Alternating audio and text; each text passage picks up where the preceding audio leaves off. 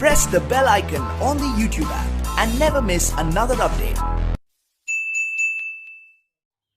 नमस्कार साथियों, वीडियो को स्किप नहीं करना है। कुछ महत्वपूर्ण जानकारी है जो आपके लिए जानना बेहद आवश्यक है। साथियों, यदि आप सीटेट जुलाई 2020 एमपी वर्ग 3 रेट या किसी भी टेट की तैयारी कर रहे हैं और यदि आप चाहते हैं कि आपका सिलेक्शन पक्का और आपका भी स्थान मेरिट में हो, तो उसके लिए आपको सभी सब्जेक्ट पर पकड़ बहुत ही अच्छे से होना आवश्यक है। यदि हम यहाँ पर संस्कृत की बात करते हैं तो संस्कृत आपको लगता है कि लैंग्वेज थोड़ी ये टफ पड़ती है, तो उसके लिए कोई सॉल्यूशन निकाला जाए। यदि आप संस्कृत के बारे में डीप में नहीं पढ़ना चाहते हैं, ज़्यादा व्याख्याता नहीं बनना है आपको और केवल 30 में से आपको 25 प्लस नंबर चाहिए, यानी कि 27-28 यानी कि 30 भी होगा तो चलेगा, क्योंकि ये इजी सब्जेक्ट ला भी सकते हैं। क्योंकि मैंने भी 25 से कम कभी नंबर नहीं लिया है। मैंने रीट, सी टेट व एम पी टेट का एग्ज़ाम दिया, यूपी टेट का फॉर्म भरा था पर एग्ज़ाम नहीं दिया है। तो लास्ट एग्ज़ाम में मैंने 28 नंबर 30 में से लिए थे। तो दोस्तों आप भी ले सकते हैं बड़ी आसानी से। यहाँ पर 300 प्लस क्वेश्चन की सीरीज चलाई जा रही है। इसका 14 नंबर की जो ये क्लास है उसके बाद में ये समाप्त होने के बाद में 500 क्वेश्चन की सीरीज आने वाली है। तो दोस्तों बने रहिए चैनल के साथ में। अगर आप नए हो तो चैनल को सब्सक्राइब कर लीजिए और साथ में बेल आइकन का बटन भी प्रेस कर लीजिए, जिससे आने वाले हर वीडियो की नोटिफिकेशन आपको सबसे पहले मिले। तो चलिए साथियों, यहाँ पर पहले नंबर का क्वेश्चन है, त्रिभाषा सूत्र संस्कृत से स्थानम वर्तते, यानी 3 भाषा सूत्र में संस्कृत का स्थान क्या है। कौन सा भी स्टेट हो जाए, सभी स्टेट में त्रिभाषा सूत्र चलता है, यानी कि 3 भाषाएं चलती है, यानी कि हिंदी, इंग्लिश और तीसरी भाषा वैकल्पिक होती है। तो यहाँ पर उसमें संस्कृत का स्थान कौन सा है, वैकल्पिक होता है हो, या फिर अनिवार्य है, या फिर आवश्यकम है, या फिर नास्तेय है। तो यहाँ पर देखिए दोस्तों, संस्कृत का स्थान जो है हमेशा वैकल्पिक स्थान है। कौन सा है, वैकल्पिक है। रीट में पूछा गया क्वेश्चन है। अगला देखिए, उपचारात्मक शिक्षण किम भवति, यानी कि उपचारात्मक शिक्षण जो होता है वो किस लिए होता है। 4 ऑप्शन है आपके सामने। छात्राणाम त्रुटि निवारणम, यानी छात्रों की त्रुटि जो है उसका निवारण किया जाता है। पठना से पुनर्पुनः अभ्यास है, पढ़ा गया है उसको बार बार अभ्यास करना। और लेखन कलासु निपुणता, यानी लेखन की जो कला है उनमें निपुणता प्राप्त करना है। और सर्वे, तो यहाँ पर देखिए कि उपचारात्मक शिक्षण और निदानात्मक शिक्षण, ये जो टॉपिक है इसको अच्छे से आप कवर कर ले, क्योंकि निदानात्मक और उपचारात्मक इससे प्रश्न बनना आपका 100% है। और एक बार ये चीज़ कंप्लीट हो गई तो वो सारे सब्जेक्ट में काम आएगी। तो यहाँ पर देखिए, निदानात्मक शिक्षण पहले होता है, उसमें छात्रों की कमियों का पता लगाया जाता है। और उपचारात्मक शिक्षण में छात्रों की त्रुटि जो होती है, कमियां जो होती है, उसका निवारण किया जाता है। तो हमेशा निदानात्मक के बाद उपचारात्मक होता है, इसलिए यहाँ पर सर्वे ऑप्शन बिल्कुल सही होगा। अगला देखिए, यहाँ पर शिक्षण शब्दे मूल धातु वर्तते, यानी शिक्षण जो शब्द है उसमें मूल धातु कौन सी है।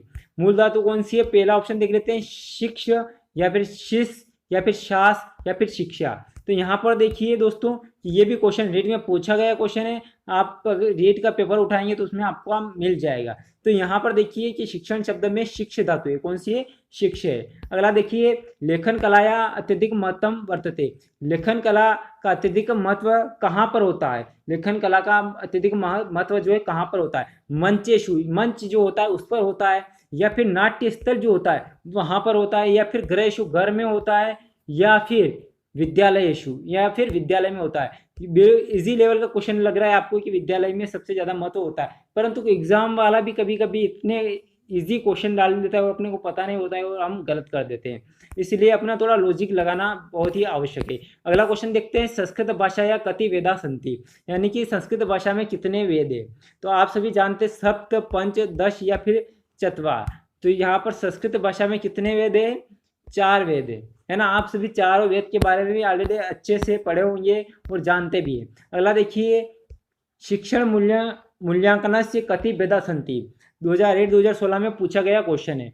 तो यहाँ पर आप अगर नेट पर सर्च करो, गूगल करके देख लीजिएगा, यूट्यूब पर सर्च या फिर किसी पुस्तक उठाकर देख लीजिएगा। मूल्यांकन के जो भेद है, जो प्रकार है, 2 होते हैं। कितने होते हैं, 2 होते हैं। बट आप देखेंगे कि जो दोनों भेद जो हैं वो हर बार आप अलग अलग पाएंगे, क्योंकि यहाँ पर शिक्षण मूल्यांकन के बारे में पूछा गया है। वैसे ही बहुत सारी जगहों पर अधिगम मूल्यांकन के बारे में पूछ लिया जाएगा या फिर अलग टॉपिक के बारे में पूछ लिया जाएगा, क्योंकि हर चीज़ का मूल्यांकन अलग अलग होता है। तो यहाँ पर अधिगम यानी सीखने का मूल्यांकन के बारे में नहीं पूछा गया है, यहाँ पर पूछा गया है शिक्षण मूल्यांकन के बारे में। तो उसके दो भेद हैं, यानी कि एक होता है पाठ्यांतर्गत, यानी पाठ जो चल रहा है उसके अंतर्गत ही मूल्यांकन होता रहता है।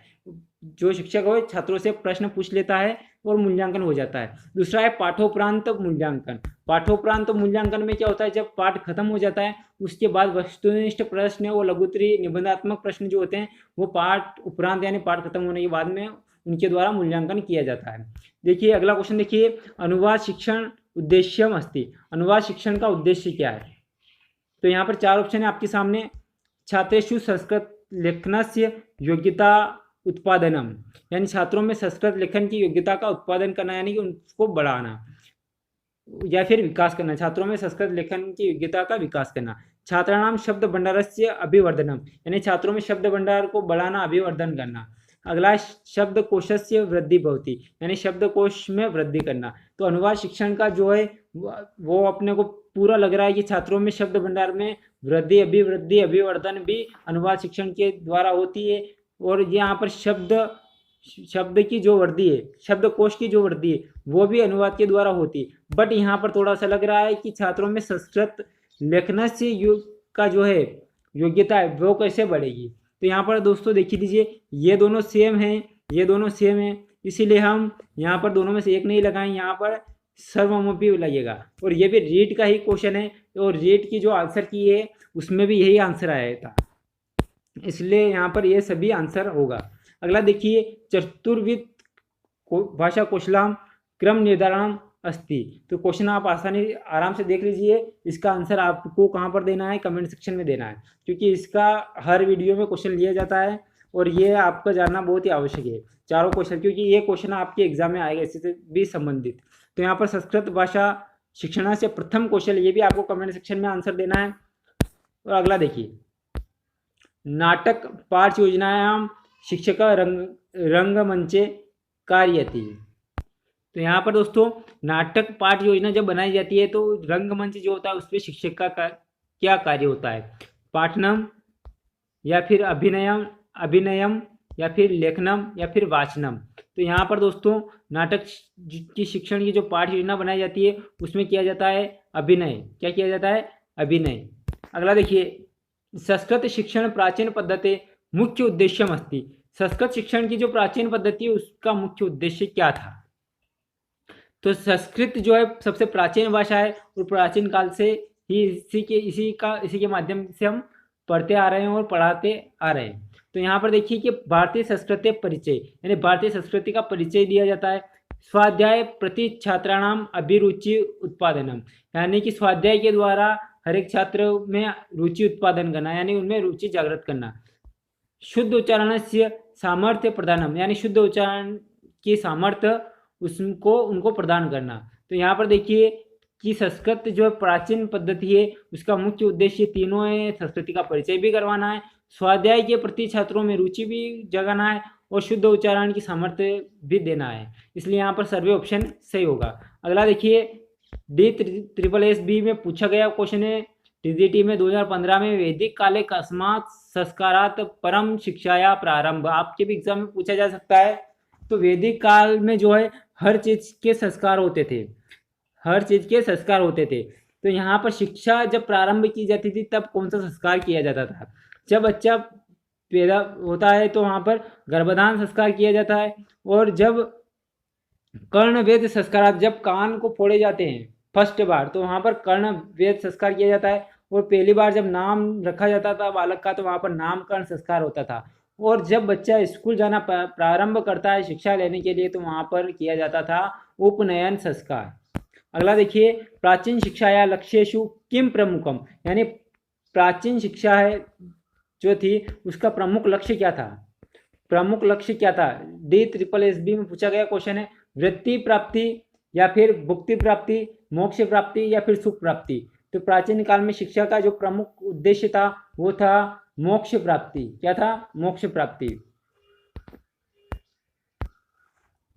समाज काले समादृष्ट्या प्राचीन काले गुरु की दृश्य आसीत, यानी कि समाज की दृष्टि में जो प्राचीन काल के जो गुरु थे उनकी स्थिति क्या थी, ठीक है ना। तो समाज की दृष्टि में प्राचीन काल में गुरु की जो स्थिति थी वो राजो उपदेशक थी, राज या फिर आज्ञा निवारक थी, या फिर कर्मशून्य थी, या फिर शास्त्रज्ञ थी।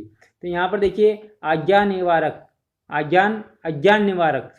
यानी कि अज्ञान जो होता है उसका निवारण करना, ये स्थिति थी प्राचीन काल में समाज में गुरु की स्थिति।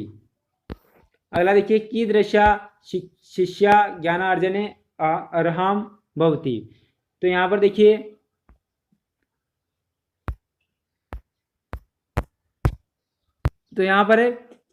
कि शिष्य जो है किस प्रकार ज्ञान का अर्जन हो सकता है, शिष्य जो होता है उसका किस प्रकार से ज्ञान का अर्जन हो सकता है।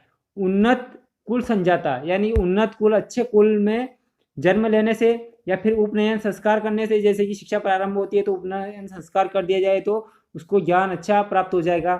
या फिर एक ऑप्शन और देख लीजिए,